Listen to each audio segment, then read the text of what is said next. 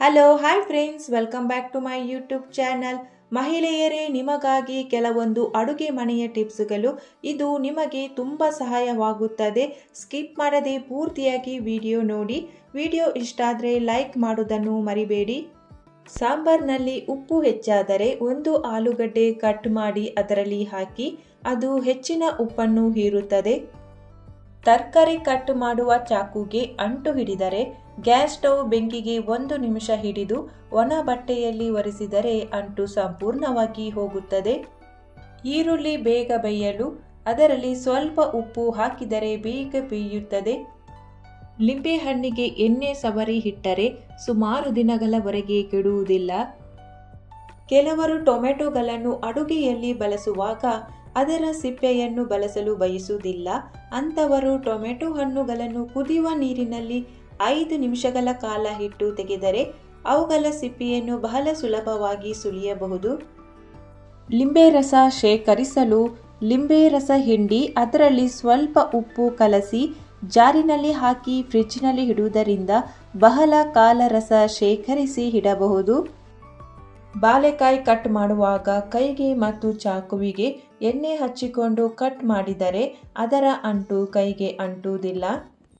ಸುಲಿದ ಏಲಕ್ಕಿ ಸಿಪ್ಪೆಗಳನ್ನು ಟೀ ಪುಡಿಯಲ್ಲಿ ಹಾಕಿದರೆ ಚಹಾ ತುಂಬ ರುಚಿಕರವಾಗಿ ಇರುತ್ತದೆ. ಉಪ್ಪಿನ ಡಬ್ಬದಲ್ಲಿ 2 ಮೆಣಸಿನಕಾಯಿಯನ್ನು ಹಾಕಿಟ್ಟರೆ ಉಪ್ಪು ನೀರು ಬಿಟ್ಟುಕೊಳ್ಳುವುದಿಲ್ಲ. ಸಕ್ಕರೆಗೆ ಇರುವೆ ಬರುತ್ತಿದ್ದರೆ 2 ರಿಂದ 3 ಲವಂಗವನ್ನು ಸಕ್ಕರೆ ಡಬ್ಬಿಯಲ್ಲಿ ಹಾಕಿ ಇಡುವುದರಿಂದ ಇರುವೆಗಳ ಕಾಟ ಇರುವುದಿಲ್ಲ. ಆಲೂಗಡ್ಡೆಯನ್ನು ಕಟ್ ಮಾಡಿದ ನಂತರ ತಣ್ಣೀರಿನಲ್ಲಿ ಇಟ್ಟು ನಂತರ ಒರೆಸಿ ಕರಿದರೆ ತುಂಬ ಗರಿಗರಿಯಾಗಿ ಇರುತ್ತವೆ. ಚಪಾತಿ ಮೃದುವಾಗಿ ಬರಬೇಕಾದರೆ ಹಿಟ್ಟಿಗೆ ಸ್ವಲ್ಪ ಹಾಲನ್ನು ಹಾಕಬೇಕು. ಈರುಳ್ಳಿಯನ್ನು ಕಟ್ ಮಾಡಿ ಕಾವಲಿಯ ಮೇಲೆ ಸವರಿ ನಂತರ ದೋಸೆ ಹಾಕಿದರೆ ದೋಸೆ ಕಾವಲಿಗೆ ಅಂಟಿಕೊಳ್ಳದೆ ಗರಿಗರಿಯಾಗಿ ಬರುತ್ತದೆ. ಟೊಮೆಟೊ ಬಹಳ ದಿನದವರೆಗೆ ಕೆಡದಂತೆ ಇಡಬೇಕಾದರೆ ಟೊಮೆಟೊ ಹಣ್ಣಿನ ಮೇಲ್ಭಾಗಕ್ಕೆ ಪ್ಲಾಸ್ಟರ್ ಹಾಕಿ ಇಡಬೇಕು. ಮಸಾಲೆ ದೋಸೆ ಮಾಡುವಾಗ ಸ್ವಲ್ಪ ಕಡಲೆಬೇಳೆ ಅಥವಾ ತೊಗರಿಬೇಳೆ ಸೇರಿಸಿ ರುಬ್ಬುವುದರಿಂದ ದೋಸೆಯ ಬಣ್ಣ ಚೆನ್ನಾಗಿರುತ್ತದೆ. ಬಜ್ಜಿ ಬೋಂಡ ಇವುಗಳನ್ನು ಮಾಡುವಾಗ ಕಡಲೆ ಹಿಟ್ಟಿನ ಜೊತೆಯಲ್ಲಿ 2 ರಿಂದ 3 ಟೇಬಲ್ ಚಮಚ ಅಕ್ಕಿ ಹಿಟ್ಟು ಹಾಕಿದರೆ ಗರಿಗರಿಯಾಗಿ ಆಗುತ್ತದೆ. ನಿಮ್ಮ ಅಡುಗೆ ಮನೆ ಸಿಂಕಿಗೆ ಆಗಾಗ ಬಿಸಿ ನೀರು ಹಾಕುತ್ತಾ ಇರಿ ಮತ್ತು ವಾರಕ್ಕೆ 1 ಬಾರಿಯಾದರೂ ಹರಳುಪ್ಪು ಹಾಕಿರಿ. ಇದರಿಂದ ನಿಮ್ಮ ಸಿಂಕಿನಲ್ಲಿ ತುಂಬ ಸರಳವಾಗಿ ನೀರು ಹರಿಯುತ್ತದೆ. ನ್ಯೂಡಲ್ಸ್ ಶಾವಿಗೆ ಕುದಿಸುವಾಗ 1 ಹನಿ ತುಪ್ಪ ಇಲ್ಲವೇ ಎಣ್ಣೆ ಹಾಕಿದರೆ ಅವು ಒಂದಕ್ಕೊಂದು ಅಂಟಿಕೊಳ್ಳುವುದಿಲ್ಲ. ಎಣ್ಣೆ ಚೆಲ್ಲಿದರೆ ಅದನ್ನು ಸ್ವಚ್ಛಗೊಳಿಸುವುದು ತುಂಬ ಕಷ್ಟ. ಇದಕ್ಕಾಗಿ ಒಂದು ಸರಳ ಉಪಾಯ: ಎಣ್ಣೆ ಚೆಲ್ಲಿದ ಜಾಗದಲ್ಲಿ ಗೋಧಿ ಹಿಟ್ಟು ಇಲ್ಲವೇ ಅಕ್ಕಿ ಹಿಟ್ಟನ್ನು ಹಾಕಿ ತಿಕ್ಕಿದರೆ ಎಣ್ಣೆ ಕಲೆ ಕಾಣದಂತೆ ಇರುತ್ತದೆ. ಉಪ್ಪಿನಕಾಯಿಗಳಲ್ಲಿ ಸ್ವಲ್ಪ ಖಾರ ಉಪ್ಪು ಹೆಚ್ಚಾಗಿಯೇ ಇರಬೇಕು. ಇದರಿಂದ ಉಪ್ಪಿನಕಾಯಿಗಳು ಕೆಡುವುದಿಲ್ಲ. ಉಪ್ಪಿನಕಾಯಿಗೆ ಹಸಿ ಎಣ್ಣೆಯನ್ನು ಹಾಕಬಾರದು. ಹಸಿ ಎಣ್ಣೆ ಹಾಕಿದರೆ ಉಪ್ಪಿನಕಾಯಿ ಸ್ವಲ್ಪ ದಿನಗಳಲ್ಲಿ ಎಣ್ಣೆ ವಾಸನೆ ಬರುತ್ತದೆ. ಉಪ್ಪಿನಕಾಯಿ ತುಂಬುವ ಭರಣಿ ಅಥವಾ ಡಬ್ಬ ಯಾವುದೇ ಇರಲಿ ಸ್ವಚ್ಛವಾಗಿ ತೊಳೆದು ಒರೆಸಿ ಒಣಗಿಸಿರಬೇಕು. ಉಪ್ಪಿನಕಾಯಿ ಸ್ಟೀಲ್ ಡಬ್ಬದಲ್ಲಿ ಇಡಬಾರದು. ಆ ಪಾತ್ರೆಯಲ್ಲಿ ಸ್ಟೀಲ್ ಚಮಚ ಕೂಡ ಹಾಕಬಾರದು. ಸಕ್ಕರೆ ಬೆಲ್ಲದ ಡಬ್ಬಿಗೆ ಇರುವೆಗಳನ್ನು ತಡೆಯಲು ಅದರಲ್ಲಿ 1-2 ಲವಂಗಗಳನ್ನು ಇಡಬೇಕು. ಕುಕ್ಕರಲ್ಲಿ ಅಡುಗೆ ಮಾಡುವಾಗ ಮುಚ್ಚಳ ವಾಷರ್ ಸರಿ ಕೂರದಿದ್ದರೆ ವಾಷರನ್ನು ಸದಾ ನೀರಿನಲ್ಲಿ ನೆನೆಸಿಡಿ. ಇದರಿಂದ ರಬ್ಬರ್ ಗಟ್ಟಿಯಾಗದೆ ಸ್ಮೂತ್ ಆಗಿ ಇರುತ್ತದೆ. ಬೆಲ್ಲವನ್ನು ತುರಿಯುವುದು ಸ್ವಲ್ಪ ಕಷ್ಟ. ಆದ್ದರಿಂದ ಬೆಲ್ಲವನ್ನು ಫ್ರಿಡ್ಜಿನಲ್ಲಿ ಇಟ್ಟು ನಂತರ ತುರಿದರೆ ಸರಳವಾಗಿ ಬರುತ್ತದೆ. ತೆಂಗಿನಕಾಯಿ ಹೊಡೆದ ಬಳಿಕ ಸ್ವಲ್ಪ ಉಪ್ಪು ಸವರಿ ಇಟ್ಟರೆ ಕೆಲ ದಿನಗಳವರೆಗೆ ಕೆಡುವುದಿಲ್ಲ. ಮೆಣಸಿನಕಾಯಿಯನ್ನು ಕತ್ತರಿಸಲು ಕತ್ತರಿಯನ್ನು ಬಳಸಿ. ಇದರಿಂದ ಕೈ ಉರಿಯುವುದನ್ನು ತಪ್ಪಿಸಬಹುದು. ತೆಂಗಿನಕಾಯಿ ಸರಿಯಾಗಿ ಮಧ್ಯದಲ್ಲಿ ಒಡೆಯಬೇಕಾದರೆ ಅದನ್ನು ತೊಳೆದು ಒಡೆಯಬೇಕು. ಯಾವುದಾದರೂ ಪಾತ್ರೆ ಬೆಳ್ಳುಳ್ಳಿ ಈರುಳ್ಳಿ ವಾಸನೆ ಬರುತ್ತಿದ್ದರೆ ಅದನ್ನು ಉಪ್ಪು ಮತ್ತು ನೀರಿನಿಂದ ತೊಳೆದರೆ ವಾಸನೆ ಹೋಗುತ್ತದೆ. ಗ್ಯಾಸ್ ಸ್ಟವ್ ತುಂಬ ಗಲೀಜಾಗಿದ್ದರೆ, ಕಪ್ಪು ಕಲೆ ಎಲ್ಲ ಇದ್ದರೆ ಸ್ವಲ್ಪ ಬೇಕಿಂಗ್ ಸೋಡಾ ಹಾಗೂ ಲಿಂಬೆ ರಸವನ್ನು ಮಿಕ್ಸ್ ಮಾಡಿ ಸ್ಟವ್ ಮೇಲೆ ಹಾಕಿ 5 ನಿಮಿಷ ನಂತರ ಬ್ರಷ್ನಿಂದ ಕ್ಲೀನ್ ಮಾಡಿ ಉಜ್ಜಿ ತೊಳೆದರೆ ತುಂಬ ಚೆನ್ನಾಗಿ ಕ್ಲೀನ್ ಆಗ್ತದೆ, ಸ್ವಚ್ಛವಾಗ್ತದೆ. ಶುಂಠಿ ಬೆಳ್ಳುಳ್ಳಿ ಪೇಸ್ಟ್ ಮಾಡಿ ಫ್ರಿಡ್ಜ್ನಲ್ಲಿ ಒಂದು ಚಿಕ್ಕ ಬಾಕ್ಸಿನಲ್ಲಿ ಹಾಕಿ ಇಟ್ಟರೆ ಸುಮಾರು 15 ದಿನಗಳವರೆಗೆ ಚೆನ್ನಾಗಿ ಇರುತ್ತದೆ. ಕೆಲವರು ಉಪ್ಪಿನಕಾಯಿ ಫ್ರಿಡ್ಜ್ನಲ್ಲೇ ಇಡುತ್ತಾರೆ, ಆದರೆ ಒಂದು ಸಾರಿ ಫ್ರಿಡ್ಜ್ನಲ್ಲಿ ಇಟ್ಟ ಉಪ್ಪಿನಕಾಯಿ ಹಲವಾರು ದಿನಗಳು ಹೊರಗಡೆ ಇಡಲು ಬರುವುದಿಲ್ಲ. ಒಂದು ವೇಳೆ ಇಟ್ಟರೆ ಕೆಡುತ್ತದೆ. ಹಾಲಿನ ಕೆನೆ ಗಟ್ಟಿಯಾಗಬೇಕಾದರೆ ಹಾಲನ್ನು 2 ರಿಂದ 3 ಬಾರಿ ಕಾಯಿಸಬೇಕು. ನೆಲ ಒರೆಸುವಾಗ ನೀರಿನಲ್ಲಿ ಸ್ವಲ್ಪ ಸೋಪಿನ ಪುಡಿ ಮತ್ತು ಸ್ವಲ್ಪ ಉಪ್ಪು ಹಾಕಿ ಒರೆಸಿದರೆ ನೆಲ ಚೆನ್ನಾಗಿ ಕ್ಲೀನ್ ಆಗುತ್ತದೆ.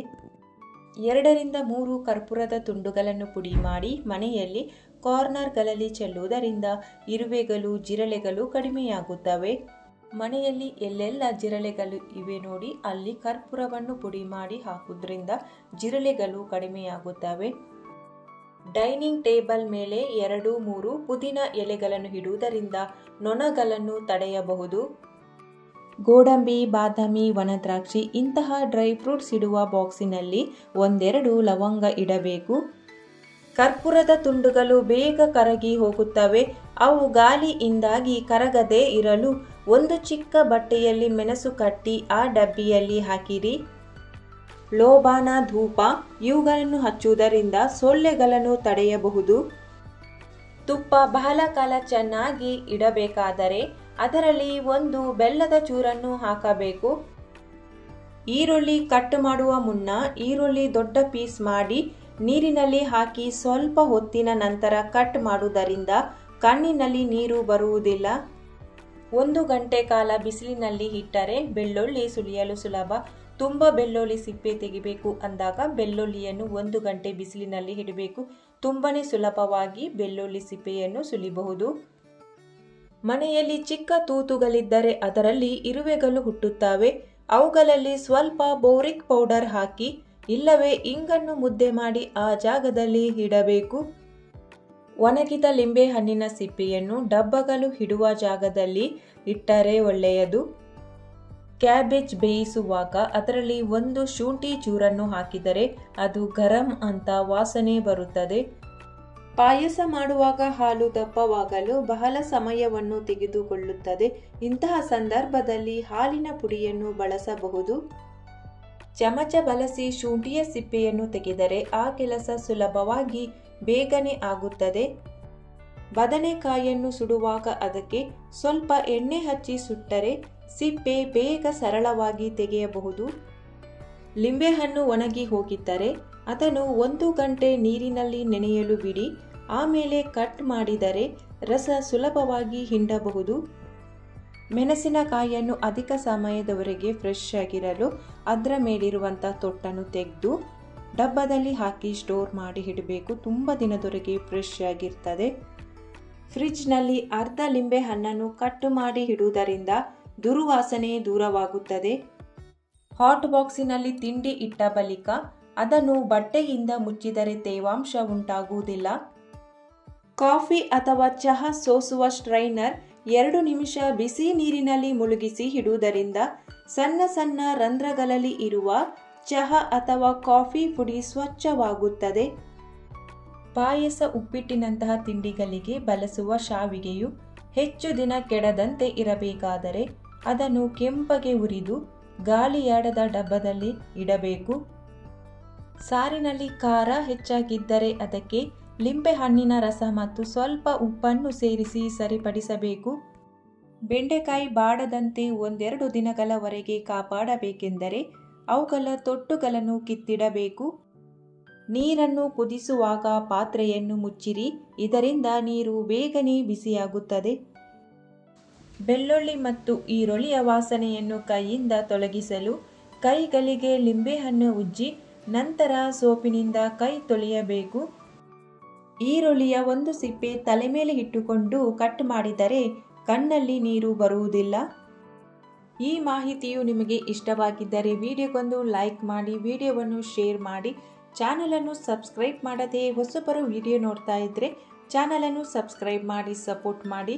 Thank you for watching.